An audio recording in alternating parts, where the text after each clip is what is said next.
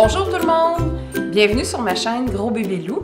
Si vous me suivez depuis un bon moment, eh bien bon retour. Je suis très contente de vous avoir encore une fois avec moi. Si vous m'écoutez pour la première fois, bonjour, merci d'être là, merci de venir m'écouter dans mon blabla à propos du tricot. Donc aujourd'hui, je vous propose un vidéo différent du format habituel. L'épisode porte le nom de transition.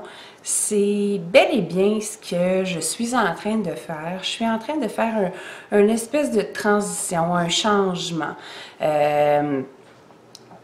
À date, tous les épisodes de podcast que j'ai tournés, je les ai toujours faits selon le modèle classique, c'est-à-dire on se dit bonjour et puis ensuite on fait les projets terminés, les projets en cours, les projets à venir, les achats. C'est une séquence là, dans l'ordre ou dans le désordre qui est relativement classique et qu'on peut retrouver dans pas mal tous les podcasts qu'on peut trouver là, sur YouTube. J'ai fait cette formule-là pendant quelques épisodes déjà. Ça me plaît beaucoup. J'en ai écouté beaucoup des podcasts. Il y a certaines personnes que je trouve absolument extraordinaires qui font cette formule-là. Par contre, cet été, j'ai pas tourné de podcast. J'ai pris une petite pause, là, tricot, vidéo, tout ça. J'ai refait au début de l'automne un nouvel épisode et puis depuis, j'en avais pas fait. En fait, je cherche et je suis encore en train de chercher. Je pense que j'ai trouvé un filon, là, mais j'essaie d'explorer des avenues pour que je donne une autre tournure aux petites rencontres qu'on a ensemble sur YouTube. De faire exactement la même chose que tous les autres. Non pas que je veux pas faire la même chose, mais je trouve qu'il y a des gens qui le font excessivement bien. Et puis, en fait, je trouve que j'apporte pas beaucoup plus à l'offre qui existe déjà. Donc, je voulais essayer d'apporter ma contribution peut-être d'une autre manière. Aujourd'hui, je vous propose un contenu toujours relatif au tricot, là, on ne s'éloigne pas. Par contre, je vous propose un contenu qui est peut-être un petit peu différent. On n'est vraiment pas là dans les projets que je suis en train de tricoter. Et je suis en train de vous préparer complètement autre chose au niveau du prochain épisode. Ça me prend beaucoup plus de temps là, pour configurer le contenu, le tourner, mais je pense que je vais vous faire une proposition d'épisode qui devrait peut-être vous intéresser, du moins je l'espère, je l'espère. Déjà aujourd'hui, donc, l'épisode va être très différent, beaucoup plus court aussi. Je vous propose un sujet unique. J'aimerais énormément que vous me donniez vos commentaires, les inscrire là, en fait sous la vidéo pour me dire ce que vous en pensez de la vidéo que je vous propose aujourd'hui avec le sujet dont on va traiter. Et puis pour la suite, eh bien, je ne sais pas encore combien de temps ça va me prendre pour réussir là, à faire mon projet de mon prochain épisode, prochaine vidéo. Je ne sais pas si je vais encore appeler ça des épisodes. Là, c'est encore en train de tournicoter dans ma tête, mais j'essaie là, vraiment d'aller ailleurs là, pour vous faire une proposition qui est un peu différente. Épisode d'aujourd'hui. On va traiter en fait d'un seul sujet. On va parler des produits Faveur Montréal, des savons artisanaux qui sont faits ici à Montréal. Donc c'est Suzanne qui est la grande âme derrière ces produits-là. Bonjour Suzanne. Ça a été très long, je le sais, avant que je parle de tes produits. Ça fait déjà très longtemps qu'on s'en est parlé. Le momentum n'était pas là. Je pense que là, aujourd'hui, ben, l'occasion est parfaite. Donc, peut-être pour vous mettre un petit peu en contexte, j'ai rencontré Suzanne dans le contexte d'un café tricot à la boutique Les Tricoteuses du quartier il y a déjà plusieurs mois. Elle était présente pour présenter ses produits et à ce moment-là, je l'ai rencontrée, j'ai eu la chance de discuter avec elle. Il s'avère que savait j'étais qui, elle écoute mes podcasts. Donc, en fait, elle m'a donné une gamme de produits pour que je les teste. Donc, les produits que je vais vous présenter aujourd'hui m'ont été offerts par les Savons Faveur Montréal. Je ne les ai pas achetés. Par contre, j'ai toujours été très claire là, avec Suzanne que j'allais tester les produits et que j'allais donner ma réelle opinion. J'ai pas été payée pour donner mon opinion. Là, en fait, elle m'a donné les produits là, pour que je les essaie. Ça, c'est le point de départ de l'idée de l'épisode d'aujourd'hui.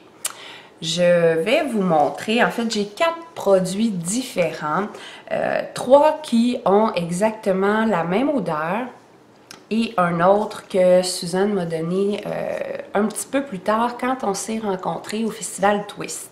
Elle était présente, elle avait un kiosque. Donc, ça ici, on va le tourner du bon côté. C'est les produits Faveur. On va essayer de ne pas avoir trop de reflets de lumière. Moi, j'ai choisi les produits qui étaient eucalyptus et citronnelle. C'est l'odeur que je préfère.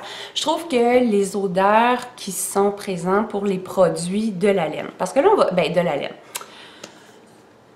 C'est des produits pour la lessive délicate, incluant les laines.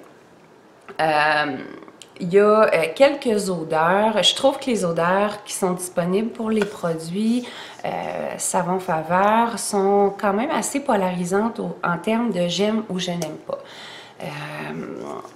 Eucalyptus citronnelle, c'est pas tout le monde qui est capable de supporter ces odeurs-là, au même titre qu'il y a une autre gamme qui contient une odeur de lavande. Moi, pour ma part, la lavande, c'est une odeur qui m'horripile.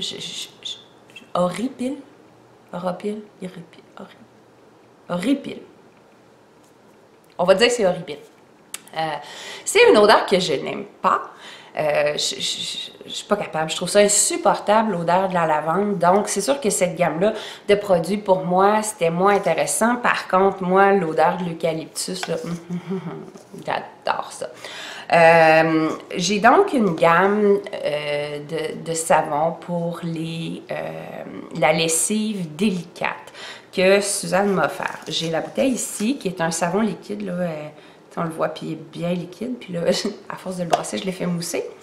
Et il y a aussi, on va le mettre à l'endroit, une barre de savon, comme ça ici, qui est toujours à la même odeur, eucalyptus citronnelle.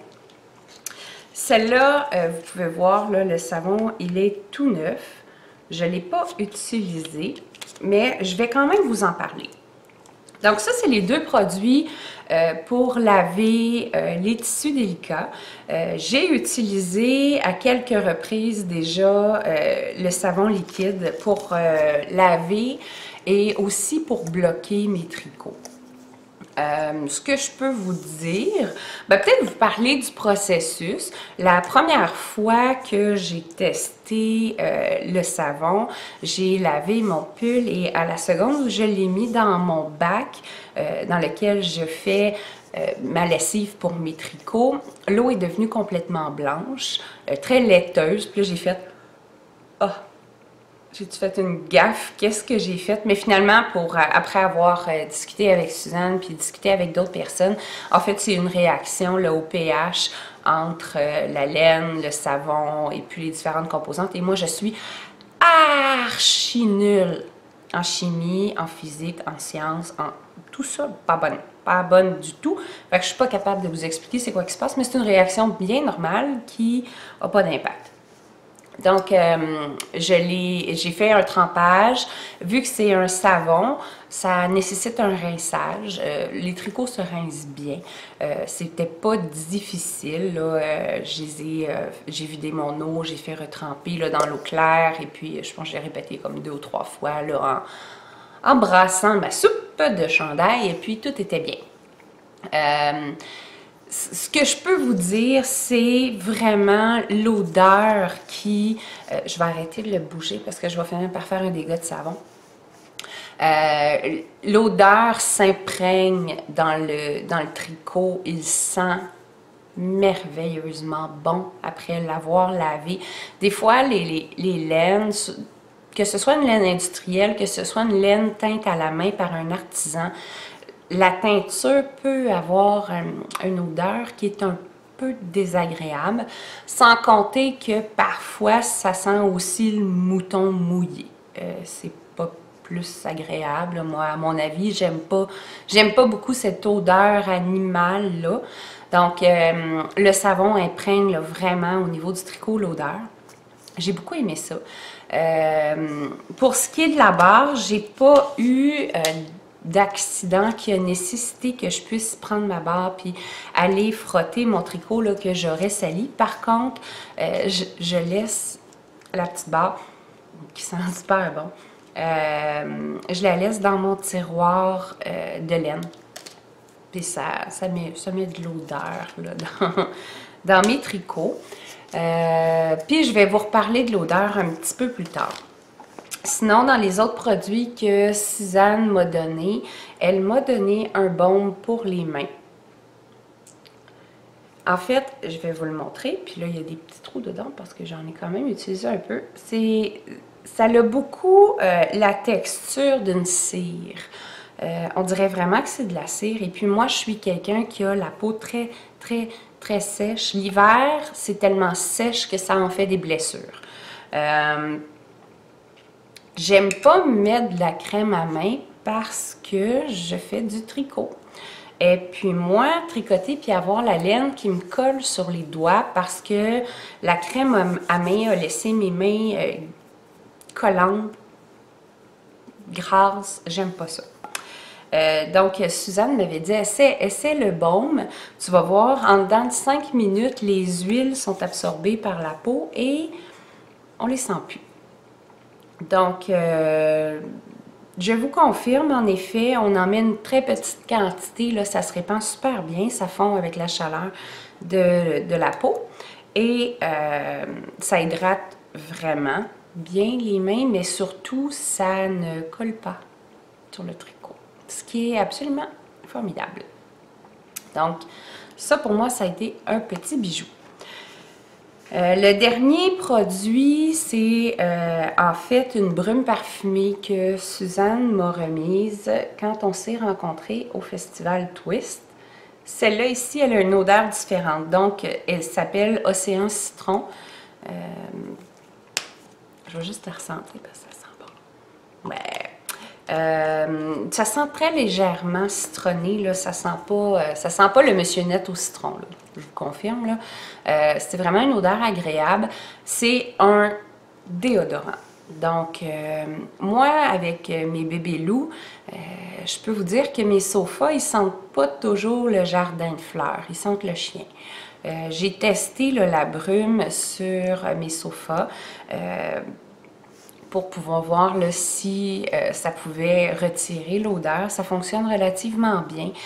C'est sûr qu'avec le temps, les chiens continuent à se coucher sur le sofa, donc, veut pas, c'est un cycle infini, là, de ça sent bon, ça sent moins bon, on en remet un petit peu, on n'a pas besoin d'en mettre beaucoup, puis juste en vaporisant un petit peu sur mon sofa, là, la pièce au complet sentait, fait que j'ai beaucoup aimé. Mais, bon, je vous présente les produits Faveur Montréal que Suzanne m'a remise, mais en fait, là, j'ai pas l'intention d'en faire un épisode publicitaire. J'ai un sujet bien particulier dont je veux vous parler, puis qui est très, très lié aux produits de Suzanne. les produits Faveur. J'ai quelqu'un qui m'est arrivé en me disant, Nancy, il m'est arrivé un truc extraordinaire. J'ai tricoté une paire de bas, mais je les ai terminés. On était rendu à peu près au mois de mai, il commençait à faire chaud. C'était plus vraiment le temps de tricoter des bas, donc je les ai rangés dans mon petit coin où je mets ma laine et bon, un petit coin là, dans le sous-sol, à côté du sofa, en dessous de la table à café. Puis ils ont passé tout l'été là, et là, l'automne est revenu, il commençait à faire froid, j'ai sorti mes bas. Donc, je vous montre le bas. C'est pas moi qui l'ai tricoté, là. Il m'a été prêté par la personne, tu sais, un bas avec une laine autorayante, là, bien normal comme ça. Mais elle me montre son autre bas, puis elle dit, veux-tu me dire qu'est-ce que j'ai fait? Mais qu'est-ce que j'ai fait pour que mon tricot fasse ça? Elle dit, je comprends pas. Elle dit, quand je l'ai tricoté, il me semble, j'ai pas échappé de maille, je les ai bloqués, il était tout beau. Et puis, ben là, ils sont pleins de trous. Je sais pas si vous voyez ici, il y en a un. Puis il y en a vraiment, ben ceux-là, on les voit vraiment. Oups, l'autre côté, excusez-moi. On les voit vraiment super bien, là. Il y en a tout le tour. Des trous, partout, partout, partout, partout. Elle dit, je comprends pas, je comprends pas ce que j'ai fait. Là, je suis restée un petit peu bouche bée à regarder son tricot, puis à faire... C'est parce qu'il a été mangé par des mites, ton tricot. Spontanément, la personne a été un peu choquée. Non, j'ai pas de bébite chez nous, hein? Ma maison est propre. Je dis, non, mais là, c'est pas une question de propre, pas propre, mais... Ta laine est installée dans un coin, dans le sous-sol, en dessous de la table, dans un sac normal, un sac à projet là, qui n'était pas fermé nécessairement de manière hermétique. Fait que j'ai dit, ben, moi je dis que ton projet a été mangé par les mites. Là, on s'est figuré dans notre tête parce que personnellement, j'ai jamais vu à quoi ça a l'air une mythe. Là. On s'est figuré des petites bébitelettes là, qui ressemblaient à des coquerelles. Puis bon. Là, après ça, on est allé fouiller sur YouTube pour se rendre compte que les mythes, finalement, les mythes de vêtements, c'est des petits papillons. Et puis, les bestioles qui font les trous comme ça, ben en fait, c'est les œufs. Les larves des papillons qui ont mangé ben, un bas sur deux, comme vous voyez, parce que celui-là, il est intact, il est tout beau. Donc, c'est ça, et de son souvenir, elle dit, c'est vrai, j'ai vu, elle dit, à quelques reprises pendant l'été, des petits papillons dans le sous-sol. Je me suis dit, oh, les enfants n'ont pas fermé la porte assez vite, il y a des petits papillons. Eh bien non, c'est pas des petits papillons, c'est des mites. Fait que, là, s'il y a des gens qui n'aiment pas les insectes, je vous préviens tout de suite, je m'apprête à mettre une photo juste là d'une mite. Donc, si vous n'aimez pas les insectes et les papillons, vous ne regardez pas pour les 5-6 prochaines secondes. Donc, on va mettre la photo. C'est des tout petits papillons là, qui ressemblent un peu à des papillons nocturnes. Que dans le fond pondent leurs œufs dans des conditions optimales, là, des endroits sombres, un peu humides, qui ne sont pas fréquemment dérangés. Donc, ils les installent là, leurs larves, pour qu'ils soient le plus protégés possible, qu'il y ait le plus de chances possible d'éclore. Bon, ici, les larves, ils ont bien vécu, puis ils ont bien mangé, surtout que c'est des bas en mérino cachemire. C'était un bon lunch. Un bon lunch. C'est quoi le lien entre les savons que je vous ai parlé de Faveur Montréal et les mythes? En fait, si vous avez un problème de mythes, là, j'ai pas beaucoup de solutions à vous proposer, mis à part de peut-être contacter un exterminateur. Mais par contre, ce dont je vais vous parler, c'est plus des moyens de prévention pour éviter d'avoir des mythes qui puissent s'attaquer à nos fibres. Les mythes s'attaquent à la laine, à la fourrure, aux plumes, si j'ai bien lu. Sinon, ils peuvent aussi s'attaquer au coton, au lin puis à la soie. Ce qui est toutes des fibres qu'on peut très bien avoir stockées dans notre stash. Donc, en fait, par prévention, on peut utiliser les boulamites, là, la naphtaline là, que nos grands-mères utilisaient, puis que quand c'était Noël, puis qu'on rentrait dans la chambre de grand-maman, puis qu'il y avait la montagne de manteaux de fourrure sur le lit, on rentrait dans les manteaux de fourrure pour se coucher, puis en fait, c'est juste ça que ça sentait. Ça sentait la boulamite et le parfum version Noël, là. Je sais pas si c'était du parfum cheap, mais en tout cas, ça sentait le parfum. Et la boulamite. La naphtaline. Ça, c'est un moyen, mais on va se le dire, là, ça pue, ça pue les boulamites. Sinon, il y a certaines huiles essentielles qui sont efficaces contre les mites pour éviter qu'elles viennent s'installer, en fait. Donc, ça, pourquoi je vous dis, c'est de la prévention. Dans les huiles qui sont réputées pour être anti-mites, il y a la lavande, il y a l'eucalyptus, non, pas l'eucalyptus, la citronnelle. La citronnelle. Il y en a quelques autres aussi, mais en lien là, avec ces produits-là. C'est un peu pour ça là, que j'ai décidé de vous les présenter aujourd'hui, là, justement parce que on a un petit problème de bas. Là, je vous le dis, ces bas-là, ça fait de très nombreuses semaines que je les ai. Sont enfermés dans un sac Ziploc. Puis là, je les ai sortis, ils sont à côté de moi, là, mais ils n'ont même pas approché de mon stage de laine. Je ne sais pas combien de temps ça vit des larves, des œufs, et je sais que c'est invisible à l'œil nu parce que c'est trop petit. Donc, je ne prendrai aucune chance. Elles vont retourner dans leur ziploc jusqu'à temps qu'elles retournent chez la personne qui va sûrement les mettre aux poubelles parce que sont zigouillées ces chaussettes-là. Mais bref, c'est ça. Si on lave nos tricots qui sont rangés souvent dans des armoires, bien entendu, les gens qui ont des armoires de cèdre, là, ça fait aussi partie d'un moyen de prévention contre les mites. Mais comme moi, mon armoire là, dans laquelle je range les tricots, c'est noir, c'est sombre. Et puis, c'est pas nécessairement quelque chose qui est remué très souvent, fait que ça pourrait être propice, là. Donc, en lavant mes tricots avec un savon qui contient des huiles essentielles qui ont des propriétés anti-mites, bien, en fait, ça prévient là, la détérioration là, par ces méchantes petites bestioles qui sont pas gentilles. Est-ce que j'ai autre chose à vous dire à propos des mites? Non. C'est assez. Ils sont pas jolis, on les aime pas, on veut pas les avoir chez soi. Je connais pas bien là, toute leur vie, leur fonctionnement. Je pourrais pas vous dire comment ils font pour arriver jusque chez vous, pour aller s'installer, pour aller pondre leurs larves là, dans le petit coin renfermé où on serre les laines. Là. En tout cas, pour ma part, moi, c'est le cas. Là. Toutes mes laines sont rangées dans un meuble en bois avec des tiroirs et puis mon stash, en fait, je le bouge pas si souvent, là, je fouille pas si souvent dedans. Donc, ça pourrait là, être propice. Donc, voilà. Si vous êtes intéressé, je sais qu'elle est distribuée dans énormément de boutiques à Montréal. Sinon, je vous mets ici en bas le site web de sa boutique pour pouvoir aller voir ses produits. Donc, moi, à date, pour l'utilisation que j'en ai faite, j'adore. J'ai beaucoup aimé là, le rendu de mes tissus, sont propres quand je les enlève. Là, il y a un chandail. Non, je l'avais peut-être pas taché, mais je l'avais quand même beaucoup porté. Puis on avait été dans un souper, il sentait la cuisson, là, la nourriture.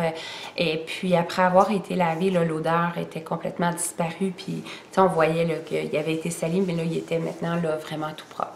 C'est donc des produits que j'ai adoptés. Au-delà du fait qu'ils m'ont été donnés pour que je les essaie, j'ai été très favorablement impressionnée là, par la qualité de ces produits-là. Puis, ben, en fait, je vous les recommande. C'est tout pour aujourd'hui. J'aimerais beaucoup, là, comme je vous ai dit en ouverture de la vidéo, là, si vous pouvez me mettre vos commentaires sous la vidéo, que je puisse voir un petit peu là, ce que vous pensez de ce type de contenu-là. Je ne crois pas que je vais faire ce type de vidéo-là à répétition, là, parce que, bon, il n'y a pas des gens là, qui me fournissent des produits là, à tester de manière régulière. Là. En fait, à part Suzanne, il n'y a jamais personne qui a fait ça. Merci encore, Suzanne. Vraiment, là, tu m'as fait découvrir un produit que j'aime beaucoup et que je vais continuer à utiliser. Donc, je vais tenter de me rediriger un peu ailleurs là, avec le podcast, comme je vous l'ai mentionné. Mais n'empêche, j'aimerais beaucoup savoir là, votre opinion à ce sujet-là. Si vous voulez me suivre, je continue à publier de manière plus ou moins régulière, mais j'essaye le plus régulièrement possible via Instagram et Facebook, les produits que... Pas les produits, voyons, les projets. Hein, on a parlé d'un produit, là on est dans les projets. Oh là là là. Bon. Je publie assez régulièrement sur mon Instagram les projets que je suis en train de tricoter. Donc, vous pouvez me trouver sur Instagram sous Gros Bébé Lou. La même chose sur Facebook. J'ai toujours ma page Ravelry. Je ne suis pas très à jour sur mon Ravelry, ni sur le groupe, ni sur ma page. Il faudrait que j'y aille davantage, là, mais bref. Ils existent toujours. Ravelry, vous me trouvez aussi sous l'appellation Gros Bébé Lou. Voilà, c'est tout pour aujourd'hui. J'espère que ça vous a plu. Et puis, je vous dis à bientôt. Bye bye!